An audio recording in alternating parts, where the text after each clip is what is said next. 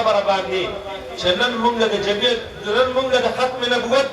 په هغه پروګرام کې ناست یو او د علماو مخکې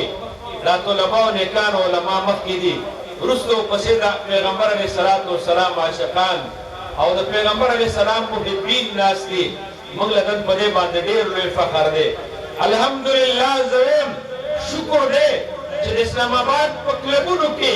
ګډا نه کوو د ګډا مجلسونو ته نه ناست په هغې ځایونو کې د دکړو د باجو مجلسونو ته نه ناست نن موږ دلته د محمد رسول الله ټول وایي صلی الله علیه وسلم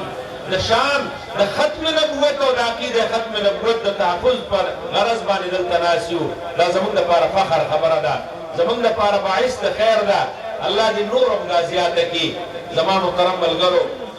د جناب نبی کریم صلی الله علیه وسلم د یو نوجوان تپوس له لاړه خبرې ته خیال کوه جناب نبی کریم صلی الله علیه وسلم په بانډه کې یو نوجوان دی د هغه تپوس له لاړه هغه نوجوان بیمار دی حضور علیه الصلاة والسلام چې د هغه حالت ته وکتل د نوجوان حالت ټیک نه و د دنیا نه تلو والا و حضور مبارک یې وارثان راوغوښتل وارث ته وایي چې دا بچی کله وفات شي د شپې به ما له اطلاع راکړي او زه به جنازې له راځم جنازه به زه کومه چې جناب نبی کریم صلی الله علیه وسلم د دغه نوجوان د وارث ته خبرې نه فارغ شو نوجوان هغه خپل وارث ته وایي دې خوا راشه آقا انعامدار صلی الله علیه وسلم درته څه وویل وارث ورته وایي د هغې نوجوان چې حضور مبارک راته وویل چې کله دی وفات شي د شپې به ما ته اطلاع کوې زه به جنازې له راځم نوجوان خپل وارث ته وایي خیال کوې زه په دې خوشحالېږم زما محبت دا دی زما مینه دا ده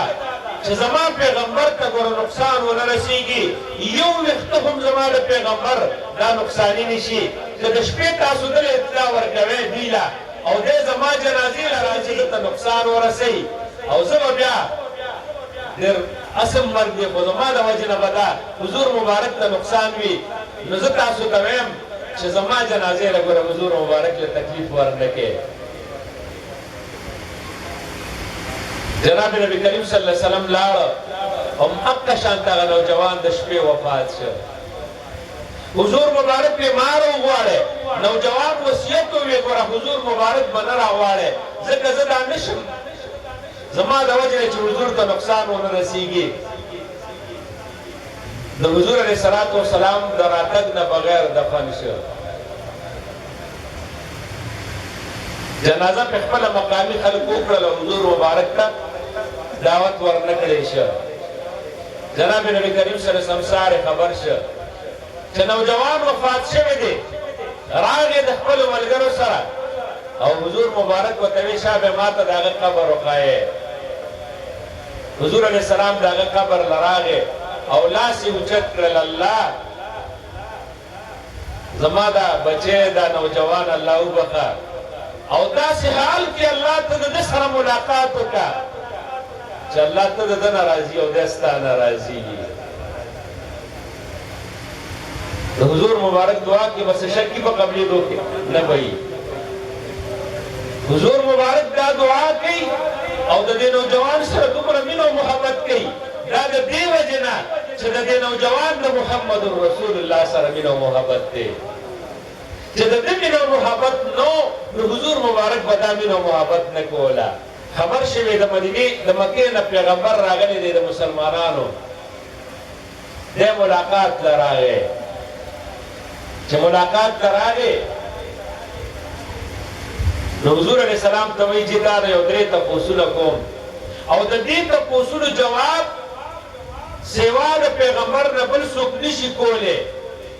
یو درې تپوسونه د نه کوم د دې جواب راله راکړه که د دې صحیح جواب دې راکړه نو بیا د باندې ایمان راوړم او که صحیح جواب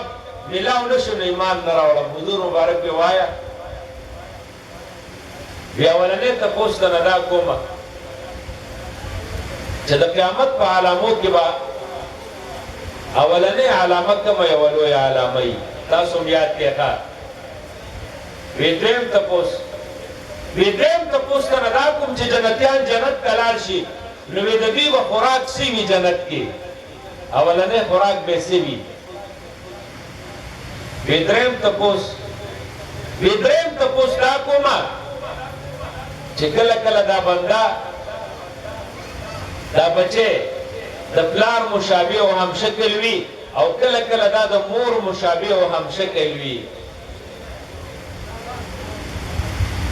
دا ولې کله پلار ته تللی وي او کله مور ته پښتانه وایي که نه وایي پلار ته تللی دی ماشوم کله کله وایي دا مور ته تللی دی دا ولې پلار یا مور ته ځي حضور مبارک په توی اولنۍ خبره دی او دا اولنی سوال جواب دی دا دی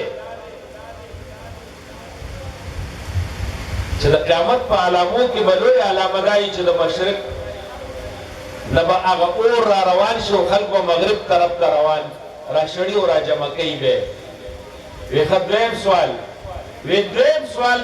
ستا دا و چې جنت ته جنتیان لاړ شي اولنۍ خوراک به څه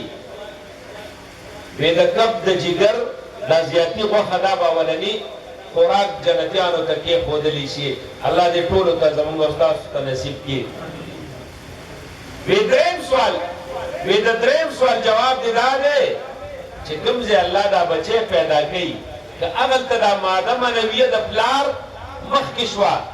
وی دا به د پلار مشابه وي او که د مور مخکې شوه وی دا به د مور مشابه وي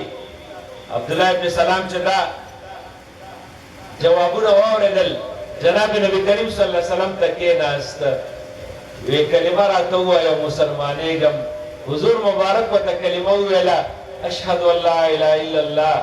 واشهد ان محمد رسول الله مسلمان زما د اسلام نه خبر شي نو ما پسې به دومره سپکې او دومره خرابې خبرې وکړي وی اول به دوی خبرې نه زه به پټ کېنم دې کمره کې او دوی راوغواړه او زما مبارک کې تپوس وکړه چې عبدالله ابن سلام څنګه سړی چې دوی وی لاړ شي او یو غټ کاڼی وګورې بر وخیږي او په دې پیغمبر د لاندې نه راوغورځوې بره نه راوغورځوې لاندې پیغمبر علیه السلام الله ورته پاسه دې ځنه پاسه الله دې بچ کړ زموږ د پیغمبر علیه السلام حفاظت څوک چا کړی دی الله کړی دی اوس بیا د عقیدې ختم نبوت تحفظ انشاءالله عقیده به موږ مسلمانان کوو که غیر د عقیده د ختم نبوت دا تحفظ موږ مسلمانان به کوو انشاءالله په خپل مال به کوو په خپل جان به کوو په خپل اولاد به کوو انشاءالله او عقیده د ختم نبوت چې ده دا رانه هېڅوک هم انشاءالله نشي ګډه وډه کولی سراقه ابن مالک یو سړی دی حضور مبارک چې کله د مکې مکرمې نه راته مدینې منورې ته خبرې ته خیال کوه ابوبکر رضی الله عنه سره دی سراقه وایي په مکه معظمه کې کافران راغون شو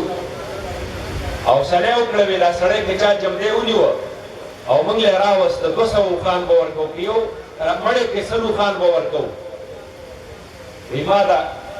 خادمې ته وی ما ته پته وه چې دوی په دې لاره باندې تلي داسې سمندر په لاره باندې وی ما خادمې ته چې ورشه زما دا اس بوزه او د دې ډیرۍ نه اخوا ودروه او دا نیزه به زه دروالم زه پټ ورپسې وځم چې هسې نه څوک مې ونې ویني دا کار رانه بل څوک مخکې ولیکي زه بیا وجنم نبي علیه السلام او ابوبکر صاحب روان دي دی اس ته وخته ډېر تیزۍ سره را روان دی ابوبکر ورته داسې وروسته ګوري حضور مبارک وی ولې ابوبکره وی یاره جي دا سړی را روان دی او ډېر زیات تیز را روان دی د ده نه یېرېږم په ځان پروا نه کوم خو هسې چې تاسو ته نقصان ورسوي وی ابوبکره مه یېرېږه الله موږ سره دې مه یېرېږه